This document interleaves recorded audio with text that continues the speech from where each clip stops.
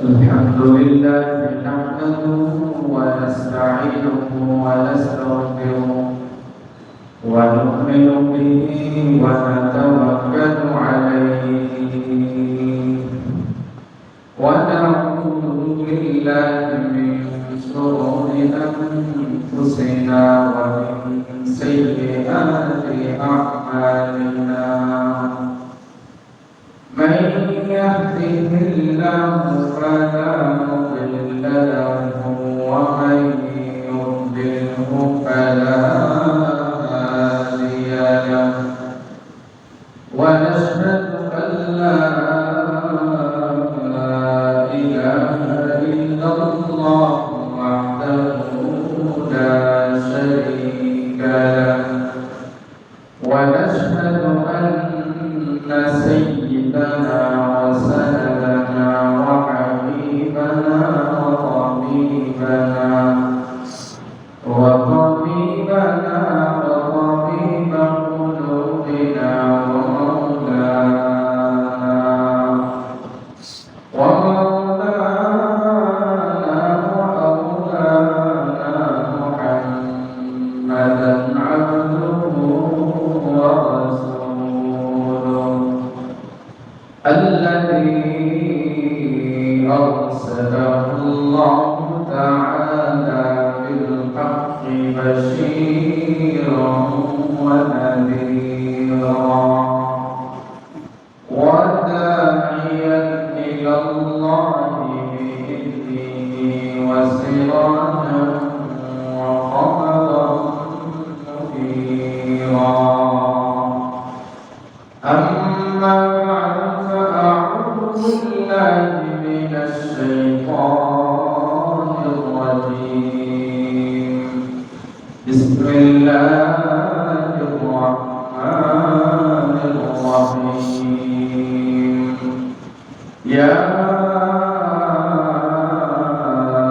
أيها الذين آمنوا اصبروا وصابروا ورابطوا واتقوا الله لعلكم تفلحون وقال تعالى ولنبلونكم بشيء من الخوف والجوع ونقص من الأموال والأنفس والأنفس والثمرات وبشر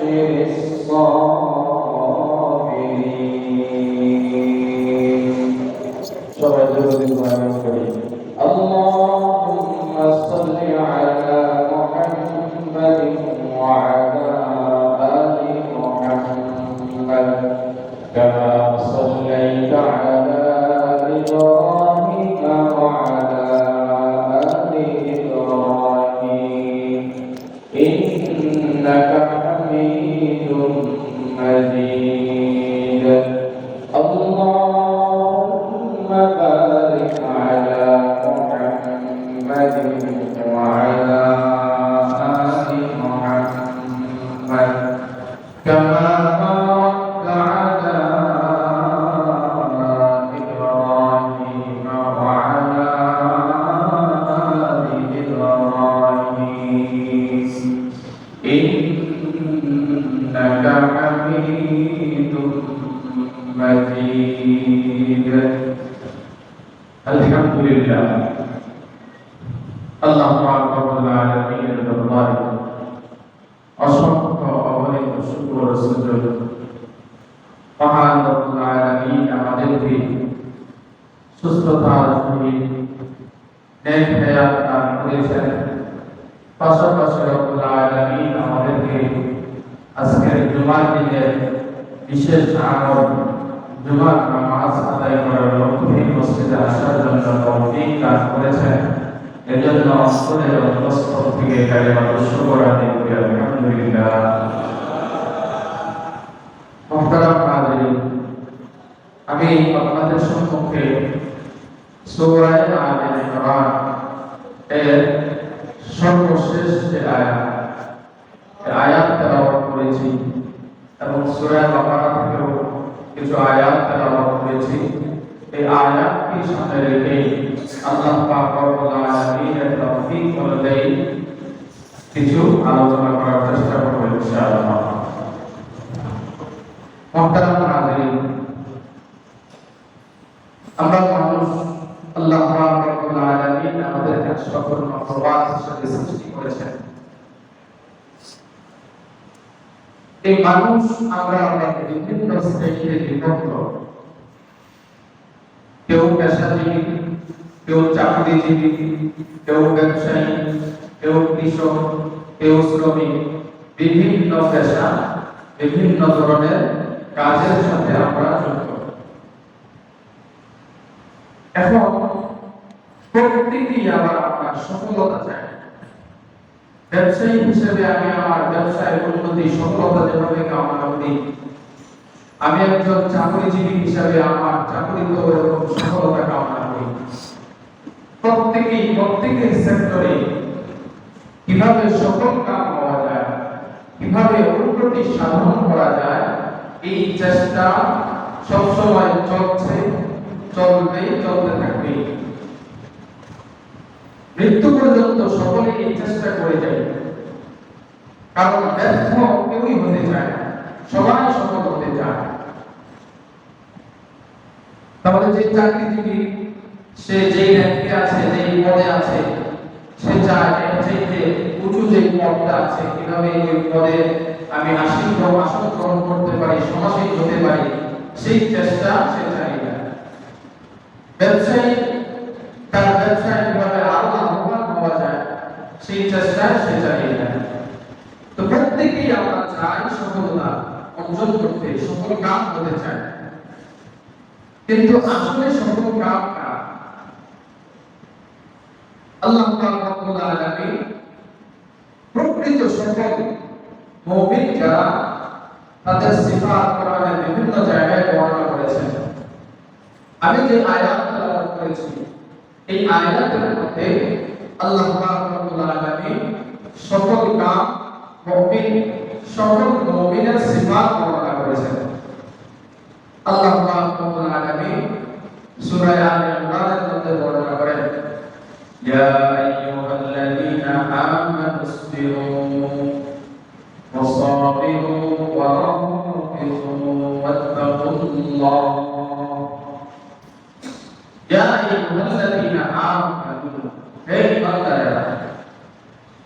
তাহলে বেঈমানরা এই ফর্মুলা যদি গ্রহণ করে, কাজে লাগায়, তাহলে এই ফর্মুলা তাদের জন্য নয়। আল্লাহ পাক রব্বুল আলামিন মুমিনদেরকে সম্বোধন করে বলেছেন, ইয়া আইয়ুহাল্লাযীনা আমানু ইসবিরু, তোমরা সবর ইখতিয়ার করো, ধৈর্য ধারণ করো, ওয়াসাবিরু, এবং এই সবর ধৈর্য ধারণ তো করবাই, অন্যদেরকেও এই ধৈর্য ধারণের ব্যাপারে তুমি অন্যদেরকেও ধৈর্য ধারণের আদেশ করো। ওয়ারাবিতু, এই আয়াতের অনেক ব্যাখ্যা, তবে এখানে সর্বোত্তম যে ব্যাখ্যা মুফাসসিরিনরা বলেন, রাবিতু মানে জিহাদের জন্য সবসময় প্রস্তুত থাকো। সাল্লাল্লাহু আলাইহি ওয়াসাল্লাম বলেছেন, ওয়াত্তাকুল্লাহ, আল্লাহকে ভয় করো। তাহলে এই চারটা গুণ যার মধ্যে থাকবে, আল্লাহ বলেন লাআল্লাকুম তুফলিহুন, তাহলেই তোমরা সফল হবে। তাহলে এই চারটা গুণের মধ্যে প্রথম গুণ কি? সবর ইখতিয়ার করা, ধৈর্য ধারণ করা। এখন আমরা ধৈর্য ধারণ করতে কি বুঝি, সবর করতে কি বুঝি? আমরা তো মনে করি যে কোন বিপদ আসলো, কোন মুসিবত আসলো আমার উপরে, সব কিছুকে ছেড়ে দিয়ে নিরাশ হয়ে একরকম বসে থাকা, জমে থাকা, এটাকে আমরা বলি সবর। মনের মধ্যে এই অবস্থা তৈরি হয় যে শেষ, আমার সকল রাস্তা বন্ধ, এবার আমি আমার কিছুই করার নাই, চুপ করে বসে থাকি, মনে করি এটাকে সবর। কিন্তু মুফাসসিরিনরা সবরের তিনটা অর্থ করেছেন।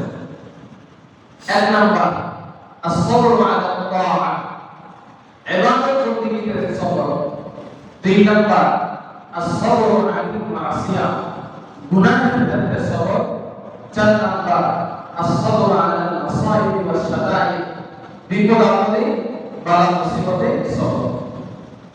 তাহলে তাফসীরের মধ্যে অধিকাংশ তাফসীরের মধ্যে সবরের এই 3টা প্রকার বর্ণনা করা হয়েছে, কিন্তু আমরা সবরের মধ্যে তৃতীয় প্রকারটাকে শুধু বুঝি, সব কিছুকে ছেড়ে দিয়ে হয়তো আল্লাহর উপরে ভরসা করা অথবা আল্লাহর উপরে ভরসা ছেড়ে দিয়ে নিজেকে ঘোষণা, এটাকে আমরা সবর মনে করি, ধৈর্য ধারণ মনে করি। তাহলে সবরের 3 প্রকারের মধ্যে প্রথম প্রকার হলো as-sabru ala al-ta'a। তাহলে সফল কাম মুমিন হতে হলে আল্লাহ পাক রব্বুল আলামিন এই 4টা ফর্মুলা আমাদেরকে বলে দিয়েছেন, কিন্তু আমরা আমাদের সফলতা মনে করি আমি যে ব্যবসায়ীতে সফল হলে আমি তো আমার পুরো দুনিয়াটাই সফল, চাকরিতে আমি সফল হলে আমার পুরো দুনিয়া সফল, বাকিরা সবাই ব্যর্থ। আল্লাহ পাক রব্বুল আলামিন বলেন প্রকৃত সফল কাম আল্লাহ পাক রব্বুল আলামিন বলেন ফামান যুহজিহা আনিন নার ওয়া উদখিলাল জান্নাতা ফাকাদ ফাজ। আল্লাহ পাক রব্বুল আলামিন বলেন ফামান যুহজিহা আনিন নার, কিয়ামতের দিন আল্লাহ পাক রব্বুল আলামিন যখন সবাইকে জাহান্নাম থেকে মুক্তি দিয়ে জান্নাতে দাখিল করাবে ফাকাদ ফাজ, ওই ব্যক্তি আসল সফল। তাহলে ওই হলো আসল সফলতা। তাহলে আমাদের সকলের যে আসল মঞ্জিল, আমাদের যে আসল যে ঘর, আসল যে অবস্থান, আমাদের যে আসল বাড়ি, সেটা হলো জান্নাত। এই জান্নাতে যদি আমি যেতে পারি, জাহান্নাম থেকে যদি মুক্তি লাভ করতে পারি, তাহলে আমার এই দুনিয়ার জিন্দেগিও সফল আর বাকি জীবনটা তো পুরোটাই সফল। তাহলে যে আয়াত আল্লাহ বলেছেন আল্লাহ রাব্বুল আলামিন সর্বপ্রথম বলেছেন ইয়া আইয়ুহাল্লাযীনা আমানু ইসবিরু, ধৈর্য ধারণ করো। তাহলে ধৈর্য ধারণের প্রথম কাজ as-sabru আলা আত-তাআ, ইবাদত বন্দেগীর ক্ষেত্রে ধৈর্য ধারণ করা। তাহলে ইবাদত বন্দেগীতে ধৈর্য ধারণ কেন? যে যত কিছুই আসুক না কেন, যত বাধা বিপত্তি আসুক না কেন, যত ধরনের বিপদ আসুক না কেন, আমাকে কখনো আল্লাহ তাআলার বিধান থেকে, আল্লাহ তাআলার ইবাদত থেকে সরে যাওয়ার উপায় নেই। আল্লাহর ইবাদত বন্দেগীর উপরে সবসময় অটল থাকতেই হবে। গুরু হয়ে গেছে, বার্ধক্যের কারণে, বয়সের কারণে, দুর্বলতার কারণে নামাজ পড়তে পারি না, তারপরে কষ্ট করে হলেও মসজিদে এসে জামাতের সহিত নামাজ আদায় করি, আবার জামাতে ইমামের সহিত জামাতের সহিত দাঁড়িয়ে সকলের সাথে দাঁড়িয়ে নামাজ আদায় করবো, ওই সক্ষমতা আমার শরীরটা এমন দুর্বল হয়ে গেছে। কিন্তু তারপরে বান্দা যদি 2 মিনিটও দাঁড়িয়ে থাকতে পারে, ওই 2 মিনিটও দাঁড়িয়ে থাকে আর বলে আল্লাহ আমার সামর্থ্য যতটুকু ছিল আমি আমার সামর্থ্য অনুযায়ী তোমার দরবারে দাঁড়িয়েছিলাম, এখন আর আমি পারছি না, আমি বসে গেলাম। এটা হলো সাবর আলা আত-তাআ, নিজের সাধ্য অনুযায়ী সর্বক্ষণ চেষ্টা করে যাওয়া। ইবাদত বন্দেগীর ক্ষেত্রে কখনো যেন আল্লাহর পক্ষ থেকে অলসতা, দুর্বলতা প্রকাশ না পায়। তাহলে অনেক বান্দা এমন আছে যে শরীর এত দুর্বল, দাঁড়াতে পারে না, কিন্তু ওই যে দেখা গেছে কত কারণে দাঁড়িয়ে থাকতে পারে, এবার কত কারণে দাঁড়িয়ে থাকে, বাকি কয়েক টাকা সে বসে বসে নামাজ আদায় করে। কিন্তু এমন পরিস্থিতি হয়ে যায় আমাদের বিভিন্ন মসজিদে দেখা যায় বাবা চেয়ার দিয়ে অপেক্ষা করে যায় মসজিদ। তাহলে এটা হলো সামনে একটু মাজার করে, এই কথা করে সেই কথা করে, বিভিন্ন অজুহাত দিয়ে আমরা আল্লাহর সাথে কাজ করি। তাহলে এক নাম্বার সবর যেটা, সেটা হলো সবর আলা আত-তাআ, আল্লাহ তাআলার ইবাদত বন্দেগীর উপরে সবসময় অটল থাকা। যেই কোনো বাধাই আসুক না কেন, ঝড় বৃষ্টি তুফান যাই আসুক না কেন, সব সময় এই ইবাদত বন্দেগীতে আমার থেকে আসুক। 2 নাম্বার আসসাবরু আলাল মাসিয়া, গুনাহ থেকে বেঁচে থাকার ক্ষেত্রে সবর। গুনাহ থেকে বেঁচে থাকা কতটা গুরুত্বপূর্ণ আর গুনাহ থেকে কতটা ক্ষতিকর একটা দৃষ্টান্ত দিয়ে বুঝবেন। যারা গুনাহ করে, অপরাধ করে, তারা ছোট থেকে শুরু করে, বড় অপরাধী সবাই সাহস করতে পারে না। এই ছোট থেকে অপরাধ করতে করতে করতে করতে একসময় এমন অবস্থা তৈরি হয়ে যায়, কোন সুস্থ মস্তিষ্কের মানুষ তাকে ভালো করে না, কোন সুস্থ মস্তিষ্কের মানুষ তাকে স্বাভাবিক মনে করতে পারে না, এমন অবস্থা তৈরি হয়ে যায়। আর সে ওই সময় নিজের কন্ট্রোল হারিয়ে ফেলে। কিভাবে? যে মদ গাঁজা এই ধরনের অভ্যাসে যারা পরিণত হয়ে গেছে, এ ধরনের যারা অভ্যাস আছে, তারা যদি চায় এক সময় গিয়ে পারে না, এক সময় ছাড়তে চাইলেও পারে না, তখন কি করে?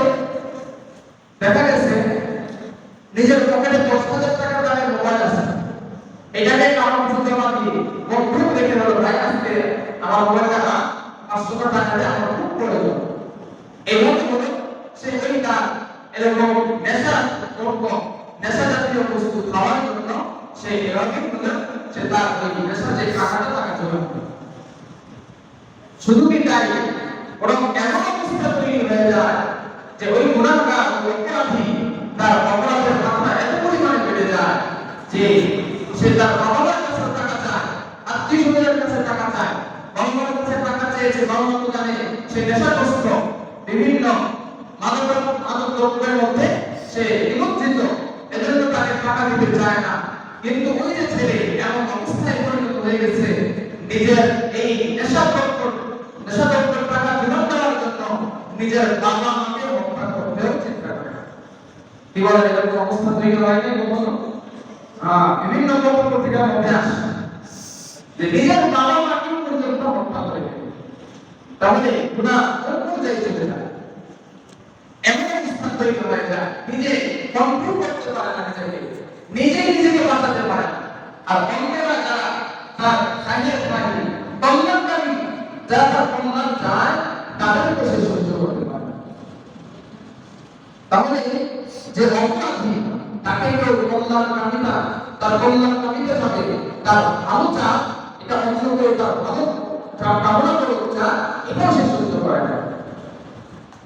গত কয়েক মাস আগে, বেশ কয়েকদিন আগে কিশোরগঞ্জের ফরিদগঞ্জ থানা একটা ঘটনা ঘটেছে। সেটা পত্রিকায় এসেছে যে এক মা তার মেয়ে কওমি মাদ্রাসায় মিশকাত জামাতে পড়ে, এর 1 বছর পরে সে বাবা আলেম হয়ে যাবে। এই মেয়েটা প্রত্যেকদিন সকাল সকালে ফজরের পরে বের হয়ে যায় আর আসরের পরে বাড়ি থাকে। মেয়ের বাবা থাকে বিদেশ, তাদের আর কোনো সন্তান নেই, একটাই মেয়ে। এখন এই মেয়ে সবসময় মাদ্রাসায় আসা যাওয়া করে। এখন মা কি করে? মাকে বাড়িতে থাকে। এখন এই মা বাড়িতে থাকে, তার এখন সময় কাটে না। এই সময় কাটানোর জন্য তার সাথে তার যে ফুফাতো ভাই, মায়ের যে ফুফাতো ভাই, তার সাথে একটা সম্পর্ক তৈরি হয়ে গেছে, পরকীয়ার সম্পর্ক। এই পরকীয়ার সম্পর্কের মাত্রা বাড়তে বাড়তে এমন পর্যায়ে চলে গেছে যে তারা একজন আরেকজনকে ছাড়া বাঁচতে পারে না, নিজের সন্তান, নিজের স্বামীর কথা ভুলে গেছে। এক পর্যায়ে ওই মেয়েটা যখন বাড়িতে আসে, তো এই মেয়েকে তার ওই যে মেয়ের মা ফুফাতো ভাইয়ের সাথে যেতে গেছে। এখন মেয়ে তো আলেমা হয়েই গেল মোটামুটি। এখন তার সম্পর্কে তো মা জানে, সেও তো কোনটা ভালো মন্দ, কোনটা খারাপ সেটাও তো বুঝে। সেই তার নিজের বুঝ অনুযায়ী নিজের মাকে শুধরানোর জন্য বলেছিল, মা এটা তো খারাপ জিনিস, আপনি খেয়ানত করছেন, আপনি আমাদের হক নষ্ট করছেন, বাবার হক নষ্ট করছেন, নিজের উপরে বিপদটাই করছেন। এখন যখন মাকে নিজের মেয়ে বাধা দিল, মার অবস্থা এমন অবস্থায় উপনীত হয়েছে ছাত্র পারতেছে না, নিজের মেয়েকে অসুস্থ লাগতেছে। এখন ওই মা নিজের মেয়েকে বাধা দিয়েছে, তুমি আর এই ক্ষেত্রে বাধা দিতে এসো না। এখন মেয়ে তো আমার মুসলমানটা নিজের মা, এত বড় অন্যায়ের মধ্যে জড়িয়ে যাবে, কখনো যদি ছেলে মেয়ে ভালো মাধ্যমে সহ্য করতে পারে। এখন যখন মা বাধা দিল কিন্তু বাধা মানলো না, আবার মেয়ে এরকম করে পিড়াপিড়ি করছে, তখন মা একটা প্ল্যান করলো। কি প্ল্যান করলো? নিজের মেয়ে যখন বিকাল বেলায় ঘরে ফিরল, এসে দেখলো ঘরের দরজা খোলার পর দেখলো মা এবং ওই যে মায়ের পরকীয়া প্রেমে ঘুমাতো ভাই। এই তাকে দেখার পর দরজা খুলে সাথে সাথে দরজা বন্ধ করে দিয়েছে। দরজা বন্ধ করে উভয় করে মেয়ের মুখে চাপ দিয়ে ধরেছে। চাপ দিয়ে ধরে এখানে ক্ষান্ত হয় নাই, বরং নিজের মায়ের সামনে, নিজের মায়ের আদেশে, নিজের মাই ওই যে ঘুমানো ভাইকে দিয়ে, নিজের পরকীয়া প্রেমিককে দিয়ে নিজের মেয়েকে ধর্ষণ করিয়ে হত্যা করে দিয়েছে। তাহলে গুনাহ কতটুকু পর্যায়ে চলে গেলে এমন অবস্থা তৈরি হয়ে গেছে, তাহলে গুনাহ কতটা খারাপ। এজন্যই গুনাহের যে দ্বিতীয় প্রকার, সেটা হলো সবরের যে দ্বিতীয় প্রকার, as-sabru আনিল মাসিয়া, গুনাহ থেকে বেঁচে থাকা। গুনাহ কতটা মারাত্মক, গুনাহ যত ছোট হোক না কেন এটা বলা যায় না, এই ছোট গুনাহ থেকে বেঁচে থাকতে হবে। বিমান দেখবে, বিমানের ভিতরে বাতাসের প্রয়োজন হয়।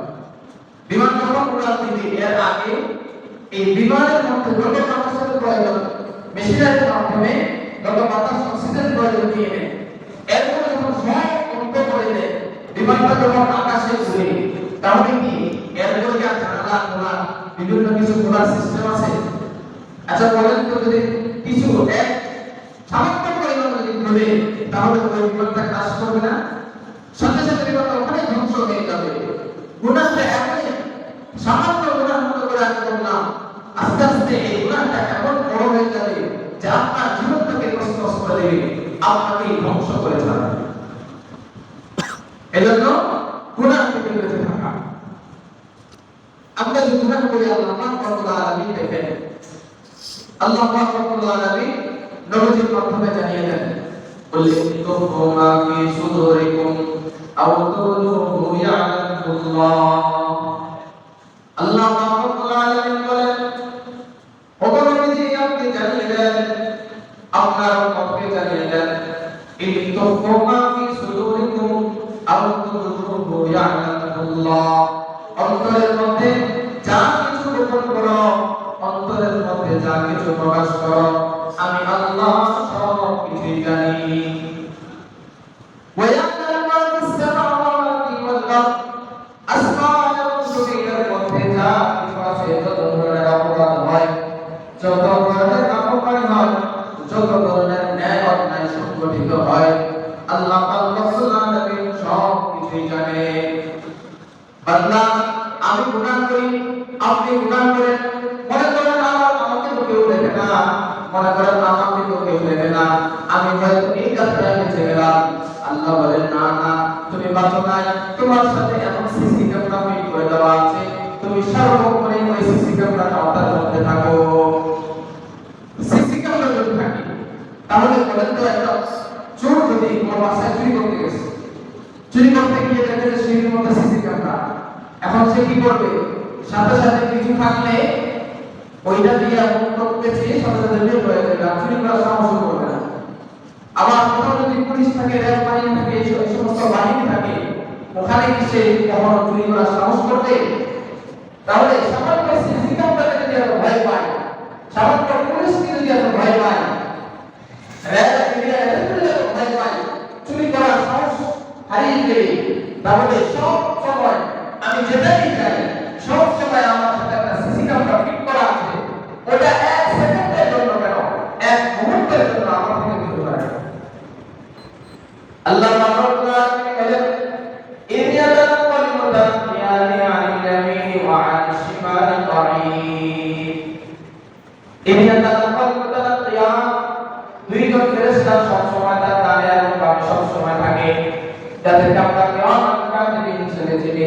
আল্লাহ বলেন কিরামান কাতিবিনা ইয়ালামুনা মা তাফআলুন।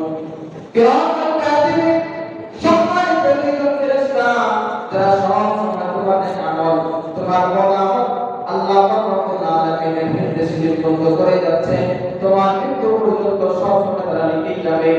ইয়ালামুনা মা তাফআলুন, ওই ফেরেশতারা সব কিছু জানে, মা তাফআলুন, তুমি কি আমল করো না কেন।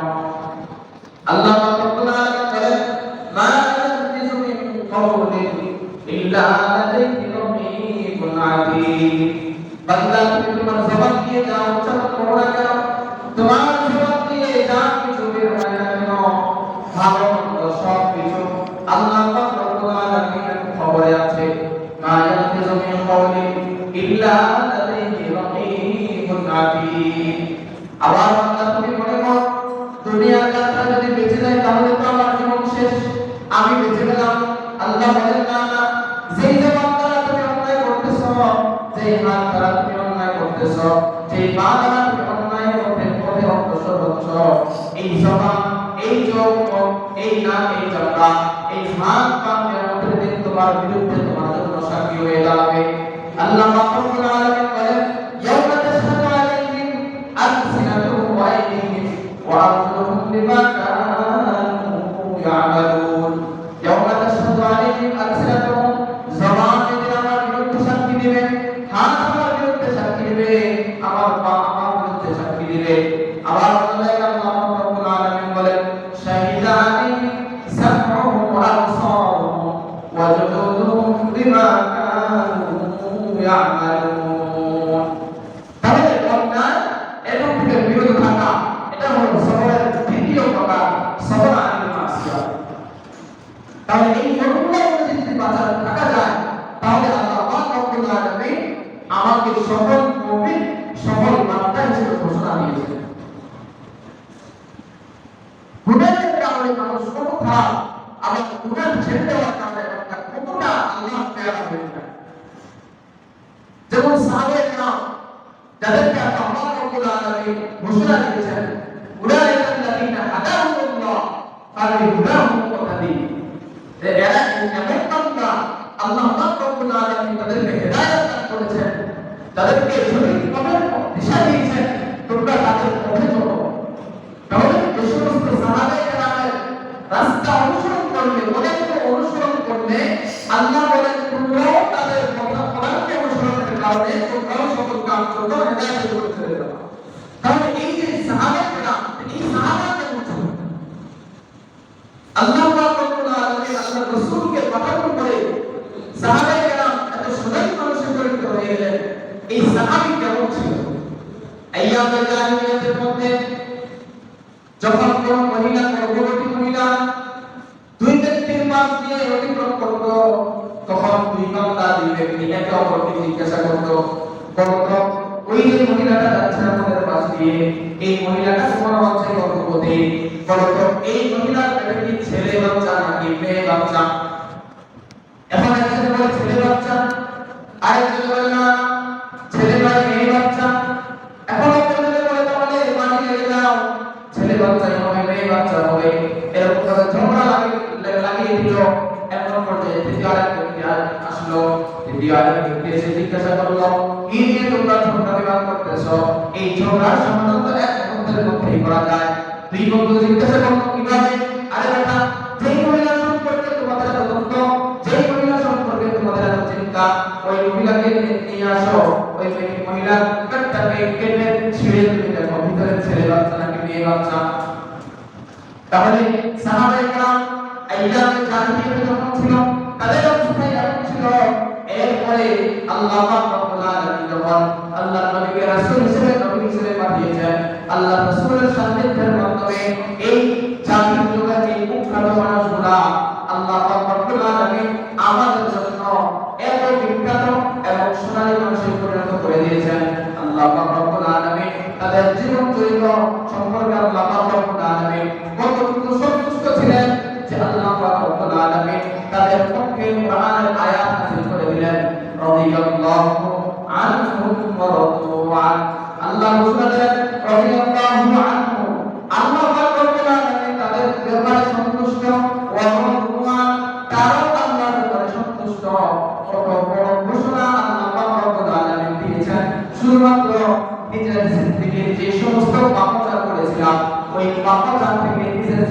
থেকে কলুষিত থেকে নিজের কলুষিত নিষ্কলুষ করে দেওয়ার কারণে আল্লাহ পাক রব্বুল আলামিন তাদের পক্ষে কোরআনের মধ্যে আয়াত নাযিল করে দিয়েছে। তাহলে সংক্ষেপে সবরের দ্বিতীয় প্রকার সবর আলাল মুসিবত। তাহলে প্রথম প্রকার হলো সবর আলাল তাআত। যত বিপদ আপদ আসুক না কেন, যত বাধা বিপত্তি আসুক না কেন, আমাকে ঢাকার উপরে থাকতে হবে, আল্লাহর কোরআনের উপরে থাকতে হবে। দুই নাম্বার সবর আলাল মাসিয়াত। যত ধরনের অন্যায়, যত ধরনের অপরাধ আমার সাথে সংঘটিত হোক না কেন, আমি কখনো অন্যায় করব না, আমি কখনো গুনাহ করব না। তিন নাম্বার সবর আলাল মাসাইব ওয়াস সাদাইব। বিপদ আপদে ধৈর্য ধারণ করা, বিপদ আপদে ধৈর্য ধারণ করা, এটাকে আমরা সবর হিসেবে মনে করি। তাহলে বিপদ আপদে ধৈর্য, বিপদ আসলেই আল্লাহ পাক রব্বুল আলামিন ঘোষণা দিয়েছেন অবশ্যই বিপদ আসবে। এই বিপদে যদি তুমি ধৈর্য ধারণ করতে পারো তাহলেই তুমি সফল। আল্লাহ পাক রব্বুল আলামিন ঘোষণা দেন ওয়ালানাকুন্নাকুম বিশাইইন মিনাল খাউফি ওয়াল জু'i ওয়া নাকসিম মিনাল আমওয়ালি ওয়াল আনফুসি ওয়াত তামারাত। আল্লাহ পাক রব্বুল আলামিন বলেন ওয়ালানাকুন্নাকুম, তাকিদ দিয়ে আল্লাহ তাআলা তাকিদ দিয়ে বলতেছেন আল্লাহ যে গুরুত্ব সহিত বলেন সেটাও যেমন গুরুত্বপূর্ণ, আবার যেটা গুরুত্ব না স্বাভাবিকভাবে বলেন সেটাও আল্লাহ ওই কথাটাই গুরুত্বপূর্ণ। তাহলে এখানে আল্লাহ পাক রব্বুল আলামিন এত গুরুত্ব সহিত কেন বললেন? কারণ আমরা মানুষদের অভ্যস্ত যে জিনিসটাকে স্বাভাবিকভাবে বলি ওই জিনিসটাকে আমরা আমলে করি, যেটাকে আমরা গুরুত্ব সহিত করি। আল্লাহ কসম, এটাকে সাক্ষী সে ছিল, এভাবে যে সমস্ত ঘটনাগুলো আমরা করি তাহলে সেটা আমাদের আমলে বসে আমরা এটাকে বিশ্বাস বেশি করি। এজন্য আমাদের আদৌ করে আল্লাহ পাক রব্বুল আলামিন এটাকে তাকিদ দিয়ে গুরুত্ব দিয়ে বলতেছেন ওয়ালানাকুন্নাকুম বিশাইইন মিনাল খাউফি ওয়াল জু'i ওয়া নাকসিম মিনাল আমওয়ালি ওয়াল আনফুসি ওয়াত তামারাত। আল্লাহ পাক রব্বুল আলামিন বলেন ওয়ালানাকুন্নাকুম, অবশ্যই আমি তোমাদেরকে পরীক্ষা করে নেব। তোমাদের মধ্যে তোমরা সকল বান্দারা পরীক্ষায় করো। বা কি ধরনের পরীক্ষা? আল্লাহ পাক রব্বুল আলামিন বলেন পাঁচটা জিনিসের মাধ্যমে আমি তোমাদের থেকে পরীক্ষা নিব। বিশাইইন মিনাল খাউফ, ভয়ের মাধ্যমে তোমাদের থেকে পরীক্ষা নিব। ওয়াল জু'i, ক্ষুধার মাধ্যমে তোমাদের থেকে পরীক্ষা নিব। ওয়া নাকসিম মিনাল আমওয়াল, বিশাইইন মিনাল খাউফি ওয়াল জু'i ওয়া নাকসিম মিনাল আমওয়াল, তোমাদের জানের লসের মাধ্যমে, জানের ক্ষতির মাধ্যমে তোমাদের থেকে পরীক্ষা নিব। ওয়াল আনফুস, তোমাদের মালের পরীক্ষার মাধ্যমে, মালের ক্ষতির মাধ্যমে তোমাদের থেকে পরীক্ষা নেব। ওয়াত তামারাত, তোমাদের ফসল ফলাদি, তোমাদের খাদ্য শস্যের বিপদের মাধ্যমে, ক্ষতির সাধনের মাধ্যমে আল্লাহ পাক রব্বুল আলামিন তোমাদের থেকে পরীক্ষা নেবেন। তাহলে ক্ষতি কয়টা নেবেন? কয়টা পরীক্ষা নেবেন? পাঁচটা জিনিসের মাধ্যমে আল্লাহ তাআলা পরীক্ষা নেবেন। মুফাসসিরিনে কেরাম বলেন, বুজুর্গানে কেরাম বলেন, আল্লাহ পাক রব্বুল আলামিন এই আয়াতের মধ্যে আমরা বলেন যে আল্লাহ পাক রব্বুল আলামিন যে পাঁচটা জিনিসের কথা বলেছেন, প্রত্যেকটা মানুষ মৃত্যুর আগ পর্যন্ত এই পাঁচটা বিপদের সম্মুখীন হবেই হবে। যদি পাঁচটা বিপদের সম্মুখীন না হয় তখন এই পাঁচটার মধ্যে যে কোনো একটা বিপদের সম্মুখীন হবেই হবে। তাহলে ওয়ালানাকুন্নাকুম বিশাইইন মিনাল খাউফি ওয়াল জু'i ওয়া নাকসিম মিনাল আমওয়ালি ওয়াল আনফুসি ওয়াত তামারাত। আল্লাহ পাক রব্বুল আলামিন ভীতির মাধ্যমে আমাদেরকে পরীক্ষা নেবেন। আল্লাহ পাক রব্বুল আলামিন ক্ষুধার মাধ্যমে পরীক্ষা নেবেন। কত মানুষ সবার মধ্যে ঘুমায়, আবার অনেকে রাস্তার মধ্যে ঘুমায়, ক্ষুধার যন্ত্রণায় ছটফট করে। এই ক্ষুধার মাধ্যমে আল্লাহ পাক রব্বুল আলামিন আমাদের পরীক্ষা নেবেন। ওয়া নাকসিম মিনাল আমওয়াল, মালের ক্ষতির মাধ্যমে, মালের প্রতিশোধের মাধ্যমে আল্লাহ পাক রব্বুল আলামিন আমাদেরকে পরীক্ষা নেবেন। 2 লক্ষ টাকা হঠাৎ নাই হয়ে গেল, ব্যবসার মধ্যে ধস নেমে গেল, যেখানে ব্যবসা হওয়ার কথা কোটি কোটি টাকা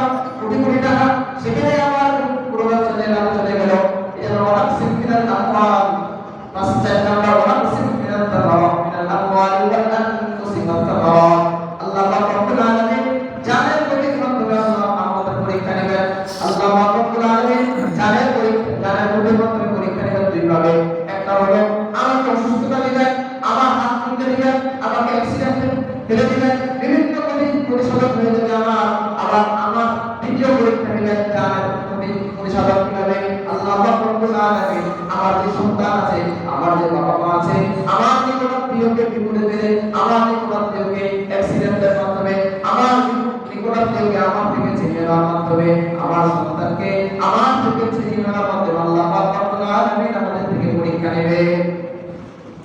আল্লাহ রব্বুল আলামিন ফসল ফলাতে যে ভবিষ্যতের মাধ্যমে পরীক্ষা নেবে। গ্রামের মধ্যে এমন অবস্থা তৈরি হয়, আর আগামীকাল সুন্দর পরিবেশ, অনেক বড় ধান জমে গেছে, আগামীকাল ধান কাটবে, এরপরে বাড়িতে ঢুকবো, দেখা গেল আজকে রাতের মধ্যে এমন ঝড় বৃষ্টি, কাল বৈশাখী ঝড় আসলো, পুরো ধান ক্ষেত একবারে মাটির সাথে মিশিয়ে দিল। তাহলে বলা মুসলিম বিনাল্লাহ মহা মুসিবতটা পাওয়া। এবার এখন এই যে আল্লাহ তাআলা আমাদেরকে বিপদে ফেলবেন, তাহলে এই বিপদের মধ্যে আমাদেরকে কি করতে হবে? সবর ইখতিয়ার করতে হবে, ধৈর্য ধারণ করতে হবে। কারণ আল্লাহ রাব্বুল আলামিন ঘোষণা দিয়েছেন, ইন্নাল্লাহা মা'আস সাবিরিন, আল্লাহ রাব্বুল আলামিন ধৈর্যশীলদের সাথে আছেন। তাহলে এই তিনটার মধ্যে পাওয়া যাবে, এই বিপদের মধ্যে, ইবাদতের মধ্যে, গুনাহের ক্ষেত্রে যদি সবর ইখতিয়ার করতে পারবে, আল্লাহ রাব্বুল আলামিন ঘোষণা দেন, ওই বান্দা তখন আর সাধারণ মুমিন থাকে না, ওই বান্দা সাবির মুমিন হয়ে যায়, ধৈর্যওয়ালা মুমিন হয়ে যায়। এখন ধৈর্যওয়ালা মুমিনের ক্ষেত্রে আল্লাহ রাব্বুল আলামিন ঘোষণা দিলেন, অবশ্যই সাবিরিন। আল্লাহ রাব্বুল আলামিন বলেন, এই সমস্ত ধৈর্যশীল বান্দা যারা, সাবির মুমিন যারা, তাদেরকে আল্লাহ রাব্বুল আলামিন নবীর মাধ্যমে ঘোষণা দেন যে নবী আপনি বলে দেন, আপনি তাদেরকে সুসংবাদ জানাই দেন, অবশ্যই সাবিরিন, ধৈর্যশীল বান্দাদেরকে আপনি কি বলেন? সুসংবাদ জানিয়ে দেন। তাহলে এই বিপদের মধ্যে ধৈর্য ধারণ করতে হবে। এখন ধৈর্য ধারণ যে করবো, এখন এই যে বিপদ আসবে, বিপদ থেকে রক্ষার জন্য আমাদের আল্লাহ রাব্বুল আলামিন ফর্মুলা বানিয়ে দিয়েছেন। বিপদ থেকে রক্ষা পাবো কিভাবে? আল্লাহ রাব্বুল আলামিন বলেন, ইয়া আইয়ুহাল্লাযীনা আমানু ইসতাঈনু বিস-সাবরি ওয়াস-সালাহ। ইয়া আইয়ুহাল্লাযীনা আমানু, হে ঈমানদারেরা, ইসতাঈনু, বিপদে বালা মুসিবতে তোমরা আল্লাহ রাব্বুল আলামিনের কাছে সাহায্য প্রার্থনা করো। তাহলে সাহায্য প্রার্থনা করতে বান্দা আপনার কাছে সাহায্য প্রার্থনা করবে, আল্লাহ বলে আপনার কাছে সাহায্য প্রার্থনা করব।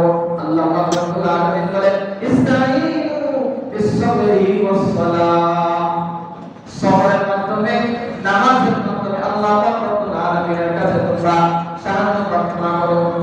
তাহলে সবরের মাধ্যমে যত বিপদ আসে, এই বিপদে সবরের মাধ্যমে আল্লাহ রাব্বুল আলামিনের কাছে আমরা সাহায্য প্রার্থনা করব।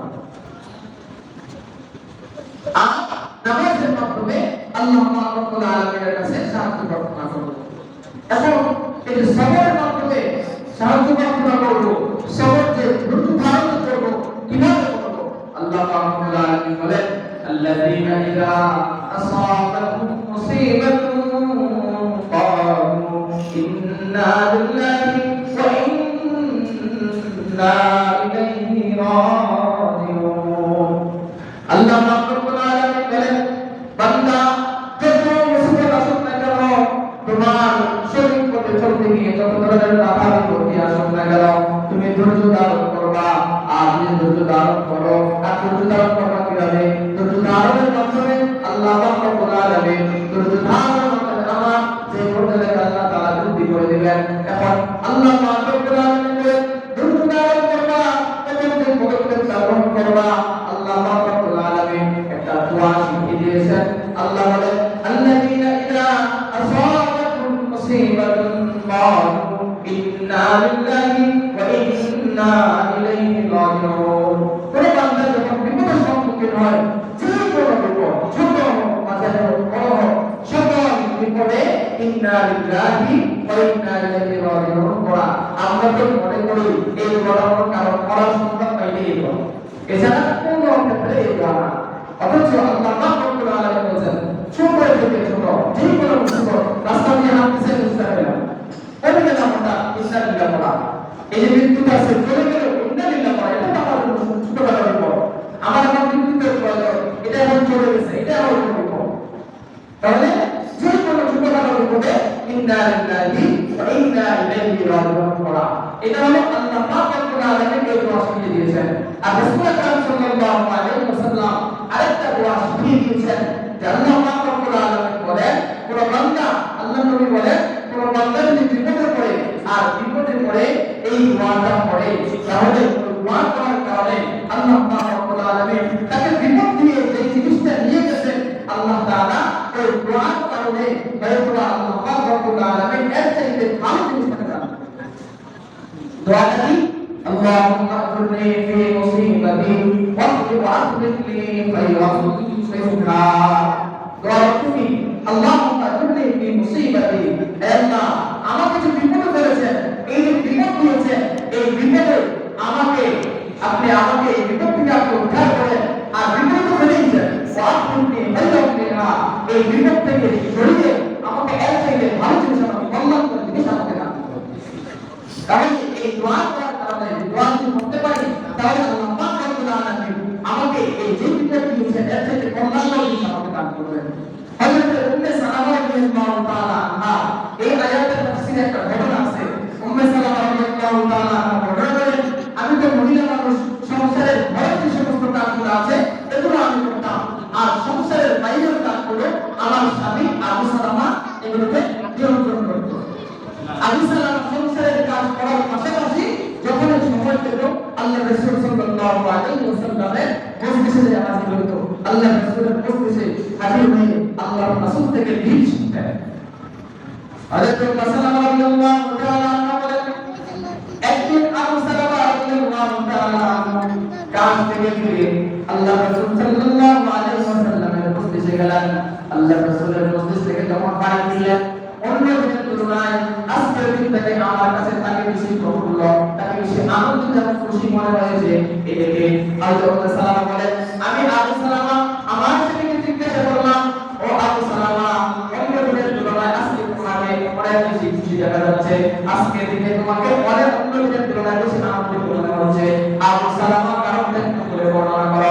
হযরত আবু সালামা রাদিয়াল্লাহু তাআলা ঘটনা করে বর্ণনা করলেন। আবু সালামা রাদিয়াল্লাহু তাআলা বলেন, আমি যখন আজকের দিনে নবী করিম সাল্লাল্লাহু আলাইহি ওয়াসাল্লামের মজলিস থেকে ফিরলাম, আবু সালামা রাদিয়াল্লাহু তাআলা বলেন, আজকের দিনের মজলিসে আল্লাহ পাক রব্বুল আলামিন এমন একটা দোয়া আমাদেরকে শিখিয়ে দিয়েছেন, ওই দোয়া যখন বান্দা মুসিবতের মধ্যে পড়ে, মুসিবতের মধ্যে পড়ে ওই দোয়াটা পড়ে আল্লাহ পাক রব্বুল আলামিন তার মুসিবত দূর করে দিয়ে তাকে এর চাইতে বড় কোনো মুসিবত, বড় কোনো কল্যাণ করে জিনিসটাকে দান করবেন। হযরত আবু সালামা রাদিয়াল্লাহু তাআলা এক কিছুদিন পর উহুদ যুদ্ধের মধ্যে শহীদ হয়ে গেলেন। আল্লাহ পাক রব্বুল আলামিন আল্লাহ রাসূল সাল্লাল্লাহু আলাইহি ওয়াসাল্লামের এই সাহাবী যখন শহীদ হয়ে গেলেন, শাহাদাত বরণ করলেন, কিছুদিন পর হযরত উম্মে সালামা রাদিয়াল্লাহু তাআলার কাছে এক ব্যক্তি আয়েশা উম্মে সালামাকে বলল, ও উম্মে সালামা, সুসংবাদ বিনিময়ে সুসংবাদ গ্রহণ করো, তোমার জন্য একটা সুসংবাদ, তোমার স্বামী ইন্তেকাল করেছেন, তোমার স্বামী উহুদ যুদ্ধের মধ্যে শাহাদাত বরণ করেছেন।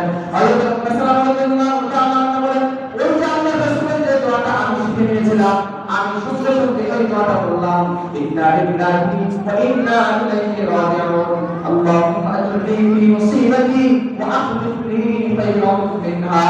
হযরত উম্মে সালামা বলেন, আমি এই দোয়াটা বললাম, আর আল্লাহর কাছে আমার স্বামী চলে গেছে, এই স্বামীর যে বললাম স্বামী সংসারে আমি আল্লাহর কাছে দোয়া করতেছিলাম, ইতিমধ্যে কয়েকদিন পরে আমার যখন একদম শেষ হয়ে গেল, আমার ইদ্যতের শেষ হওয়ার পর থেকে বড় বড় সাহাবী হযরত ওমর রাদিয়াল্লাহু তাআলা সহ এই ধরনের বড় বড় সাহাবীদের থেকে আমার কাছে বিবাহের প্রস্তাব আসা শুরু করলো। হযরত উম্মে সালামা রাদিয়াল্লাহু তাআলা বলেন, আমার কাছে এই বড় বড় সাহাবীদের বিবাহের প্রস্তাব আমার কাছে গ্রহণযোগ্য মনে হচ্ছিল না, কারণ আমার আবু সালামা এত গ্রহণযোগ্য স্বামী, এত মহব্বতের স্বামী ছিল।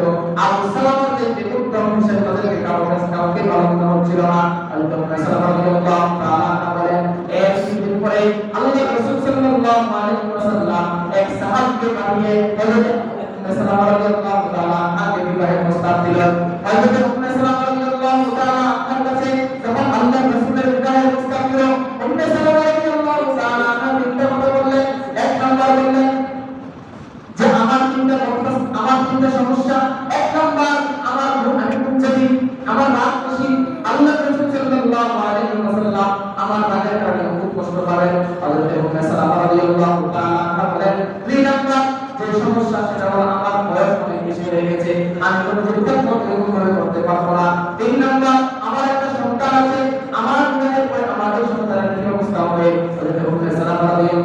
তাআলা বলেন আমার এই ঘটনা শোনার পর ওই সাহাবী আল্লাহ রাসূল সাল্লাল্লাহু আলাইহি ওয়াসাল্লামের কাছে গিয়ে ঘটনা শুনলো বিপরীত বর্ণনা করলো আল্লাহ রাসূল সাল্লাল্লাহু আলাইহি ওয়াসাল্লাম বললেন যাও বলো ওই উম্মে সালামাকে বলো আমি আল্লাহ পাক রব্বুল আলামিনের কাছে দোয়া করব আল্লাহ পাক রব্বুল আলামিন তার জিদকে কমায় দেন তার রাগকে কমায় দেন এরপরে 3 নাম্বার আমার তো বয়স বেশি হয়ে গেছে সুতরাং তার বয়স কোনো ব্যাপার না 3 নাম্বার আমি আল্লাহ পাক রব্বুল আলামিনের কাছে দোয়া করব আল্লাহ পাক রব্বুল আলামিন যাতে করে উম্মে সালামা ওই সন্তানের ভালো একটা ব্যবস্থা করে দেয় এই হলো হযরত উম্মে সালামা রাদিয়াল্লাহু তাআলা বলেন যে এই প্রস্তাব এই যে দোয়ার বিনিময়ে আল্লাহ পাক রব্বুল আলামিন আমার থেকে আমার উপর যে মুসিবত দিয়েছেন আমার স্বামী চলে গেছে আমার স্বামী শাহাদাত বরণ করেছেন একটা উত্তম স্বামী আল্লাহ পাক রব্বুল আলামিন আমাকে দান করেছেন এজন্য আল্লাহ পাক রব্বুল আলামিন যা কথা বললাম